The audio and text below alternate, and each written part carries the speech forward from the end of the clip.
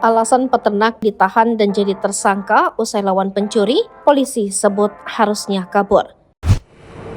Inilah alasan dan penjelasan terkait penetapan peternak di Serang, Banten yakni Muhyani ditahan dan jadi tersangka usai lawan pencuri. Adapun seorang peternak Muhyani jadi tersangka dan ditahan usai bela diri dan lawan pencuri kambing yang ia jaga. Peternak Muhyani ditetapkan jadi tersangka atas kasus penganiayaan terhadap pencuri bernama Waldi yang tewas usai membela dirinya.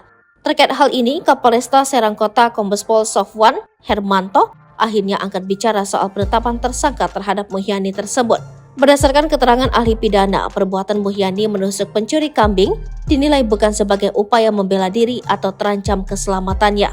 Menurut Sofwan, Muhyani saat kejadian punya kesempatan melarikan diri dan meminta pertolongan orang lain saat Waldi mengeluarkan golok. Hal inilah yang membuat penyidik menetapkan Muhyani sebagai tersangka penganiayaan yang menyebabkan korban meninggal dunia sesuai pasal 351 ayat 3 KUH Pidana.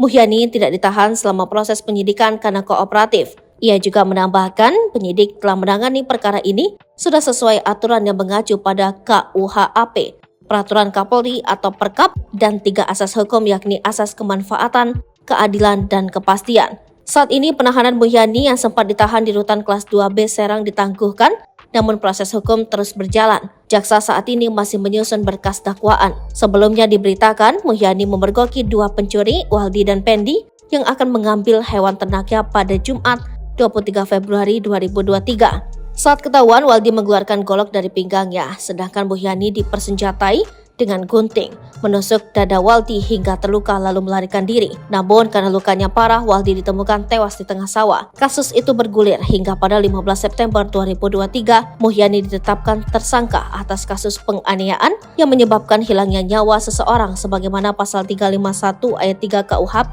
Pada 7 Desember 2023, Muhyani ditahan di Rutan Serang. Namun baru-baru ini, Kejaksaan Negeri Serang membebaskan Muhyani dan menghentikan perkaranya. Download Tribun X sekarang, menghadirkan lokal menjadi Indonesia.